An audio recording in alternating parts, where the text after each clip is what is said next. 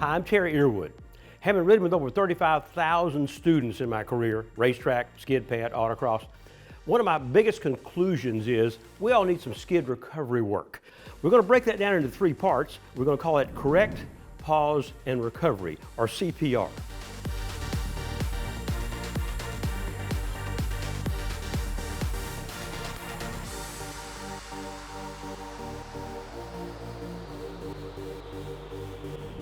At some point, you may have slid a car, and I'm going to draw a circle because most of our skid pads are round. And as we drive around this circle or around a corner, you may have had a car, the rear tires step out on you or slide for some reason. A lot of reasons it can do that. So you probably were exposed to steer into the skid, and that's the C part. We're going to try to correct the car. So let's say I've got all 4 tires fat and happy, and then all of a sudden here comes the rear end for some reason. So the rear tires are now headed in this direction, so steer into the skid, that's pretty obvious. Steer the headlights where the taillights were headed. Now, that's not the end of the equation, because I'm going to ask you, have you ever had a car slide and fishtail? Has it ever come back in the other direction? So here's where most folks get in trouble on the street. We're going to turn a little too quickly. We get our steering dialed in, steer into the skid, but all of a sudden, if we don't bring it back, we get a hook slide of biblical proportions. That answer is because when the car got to the pause, when it quit sliding, that energy has to go somewhere. Energy? Let's look at the back of your car for a minute. These are not to scale. There's the rear end. As the car is leaning over into skid, you have compressed the springs on the downside of the car. That's where the weight is. And you have relaxed the springs on the upside. And what is a compressed spring from its neutral state? It has stored up energy.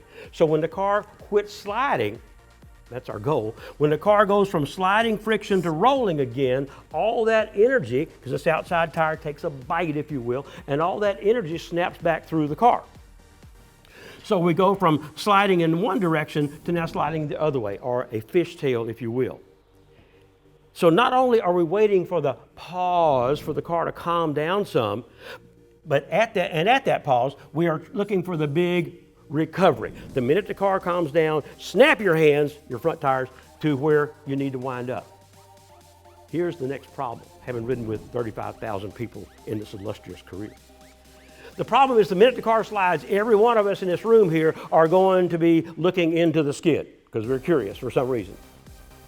The problem with that is the minute you stare out there, and we all do, the minute we stare out there, when the car calms down, the computer says, this worked. Sadly, during that millisecond that the computer is verifying this worked, the spring energy has popped back through the car. So that's why we get behind the fishtail, is our eyes aren't looking where the car needs to go. All right, we're going to do a little off-road recovery, a little lane change, if you will, but a little CPR, a little correct pause recovery. So we're trying to miss something, we got to get back in our lane, the car slides, we got to be ready for that second reaction, but more importantly, stare where the car needs to go, and it'll go there. What physically drives the car? Your hands and your feet, but they can't see over the dashboard.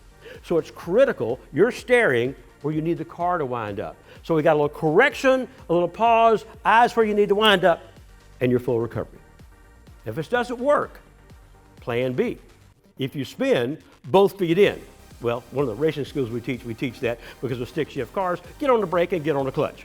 But either way, if you're making a mistake, get speed out of your equation. Always go to the brake pedal, especially with ABS, you still got steering left over. So when in doubt, chicken out, and chicken out on the brake pedal. Thanks.